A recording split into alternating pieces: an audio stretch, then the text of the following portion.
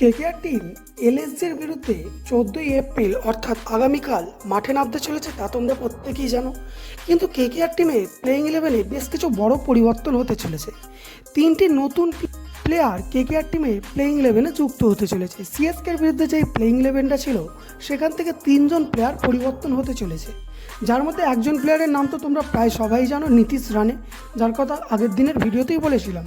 কিন্তু সে ছাড়াও আরও দুজন নতুন প্লেয়ার কেকেআর টিমের প্লেইং ইলেভেনে যুক্ত হতে চলেছে, যারা এলএসজির বিরুদ্ধে মাঠে নামবে। কারণ গৌতম গম্ভীরের কাছে এটা একটা জেতাটা অত্যন্ত বড় চ্যালেঞ্জের বিষয়।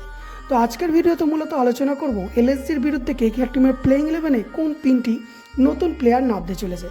কিন্তু তার আগে তোমাদের কাছে একটাই রিকোয়েস্ট, তোমরা যদি আমাদের চ্যানেলে প্রথমবার হয়ে থাকো অবশ্যই আমাদের চ্যানেলটিকে সাবস্ক্রাইব করে নিও। কারণ কেকেআর, আইপিএল, টিম ইন্ডিয়ার ক্রিকেট রিলেটেড সমস্ত কিছু লেটেস্ট ভিডিও তোমরা একটি চ্যানেলের মাধ্যমে সবার প্রথম দেখো।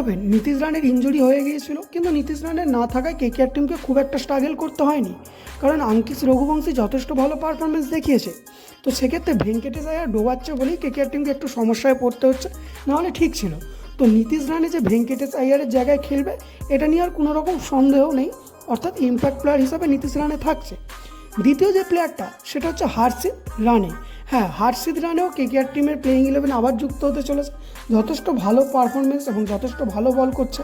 তো বোঝাই যাচ্ছে বৈভব আরোরাকে বসিয়ে এবার হর্ষিত রানেকে কেকেআর টিম এলএসজির বিরুদ্ধে মাঠে নামাতে চলেছে।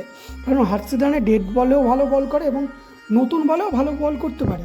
আর মিচেল স্টার্ক তো দোবাচ্ছে, যাকে ডেতে ভালো বল করাবে বলে কেকেআর টিম আশা করেছিল, সেই মিচেল স্টার্ক তো দোবাচ্ছে। তো সেক্ষেত্রে হর্ষিত রানেই কেকেআর টিমের এখন ভরসা। তৃতীয় প্লেয়ারটার নাম শুনে কিছুটা হলেও আমি অবাক হয়েছি। হ্যাঁ, তোমরাও অবাক হবে।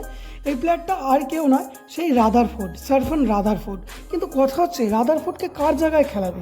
মিচেল স্টার্কের জায়গায় খেলাতে পারবে না, সুনীল নারিন, আন্দ্রে রাসেলের জায়গায় তো খেলানোর কোনো প্রশ্নই নেই। তো কার জায়গায় খেলাবে? পিল সল্টকের জায়গায়ও খেলাতে পারবে না।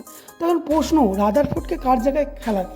তাহলে কি রাদারফোর্ডকে কোনো ইম্প্যাক্ট প্লেয়ার হিসাবে খেলাবে? মিচেল স্টার্কের জায়গায় অথবা পিল সল্টের জায়গায় ইম্প্যাক্ট প্লেয়ার করতে পারে কি রাদারফোর্ডকে?